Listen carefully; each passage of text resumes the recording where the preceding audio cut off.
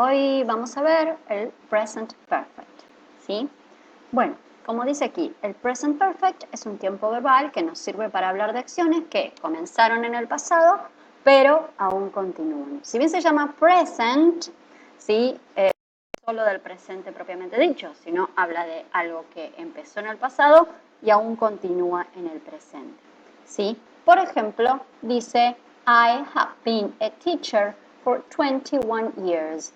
Yo he sido profesora por 21 años. Esto quiere decir que si bien yo empecé hace 21 años en el pasado, aún continúo, ¿sí? Aún continúo siendo profesora, no me jubilé todavía.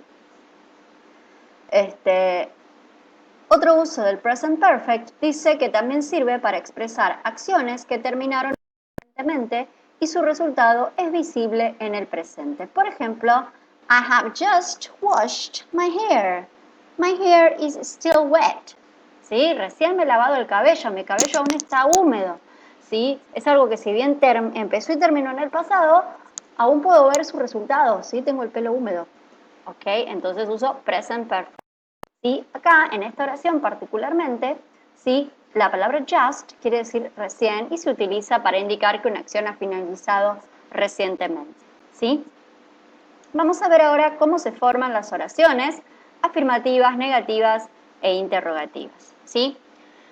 Acá vamos a tener la siguiente estructura, ¿sí? Vamos a tener que tener en cuenta que el sujeto, ¿sí? Es el auxiliar que vamos a usar.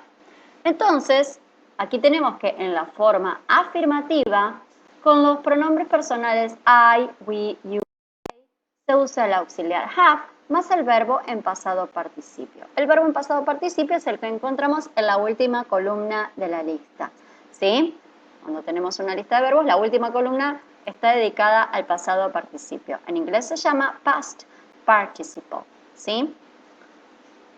¿Y qué pasa con los pronombres personales he, she o it? Con estos pronombres personales, ¿sí? O si hablamos de tercera persona singular, nuestro auxiliar va a ser has, ¿sí? Más el verbo en pasado participio. Observen que siempre va el verbo en pasado participio, ¿sí? Lo que va a variar es el auxiliar dependiendo de quién estoy hablando. Aquí, a la derecha, tenemos algunos ejemplos. Dice, we have worked in this company for 10 years. Nosotros hemos trabajado en esta compañía por 10 años. Observen que la traducción es hemos trabajado, ¿ok? Acá yo marqué el verbo worked, ¿sí? Como es un verbo regular, o sea, es un verbo que al pasar al pasado termina en ed, ¿sí? En pasado participio también es con ed, ¿sí? Después tenemos otros verbos que por ahí son regulares y ahí ya hay más variación, hay que ver en la lista qué es lo que pasa, ¿sí? Otro ejemplo dice, Sandra has studied English for many years. Acá cuando yo digo Sandra estoy hablando de ella, tercera persona singular. Por eso utilizo el auxiliar has. Sandra has studied English for many years. Sandra ha estudiado inglés por muchos años. ¿Qué pasa en la forma negativa? En la forma negativa, básicamente son los mismos auxiliares, ¿sí? Solo que le agrego N''T. Entonces tengo que con I, we, you y they, mi auxiliar va a ser haven't.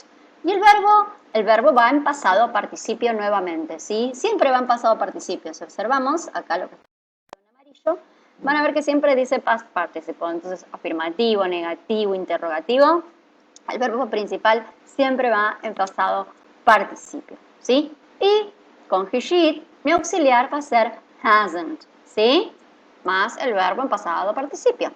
Ejemplos. We haven't worked in this company for 10 years. No hemos trabajado en esta compañía por 10 años. O Sandra hasn't studied English for many years. Sandra no ha estudiado inglés por muchos años. ¿Qué pasa en la forma interrogativa? O sea, para hacer preguntas. En la pregunta comienza con el auxiliar, luego viene el sujeto y luego el verbo en pasado participio, luego el resto de la oración, ¿sí? Otra vez utilizamos los mismos auxiliares. Empieza con have para los sujetos I, we, you o they. Luego el verbo en pasado participio. Ejemplo, have we worked in this company for 10 years? Y observen acá cómo se responde. Las respuestas cortas son yes, acá dice yes, we have, porque mi es we, entonces yo uso el mismo sujeto, pero va el pronombre personal que corresponde y el auxiliar, ¿sí? Y ahí terminé. Yes, pronombre personal, auxiliar. Y si fuera que no, sería no, we haven't, ¿sí? Observen que yo pongo no, el pronombre personal, y el auxiliar en negativo, porque estoy negando. Bueno, debajo tenemos la traducción. Dice, ¿hemos trabajado en esta compañía por 10 años? Sí, lo hemos hecho, o no, no lo hemos hecho, ¿ok? ¿Qué pasa para he, she?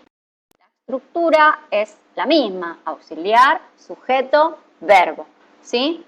El verbo siempre en pasado participio. Entonces tenemos has, sujeto y luego el verbo.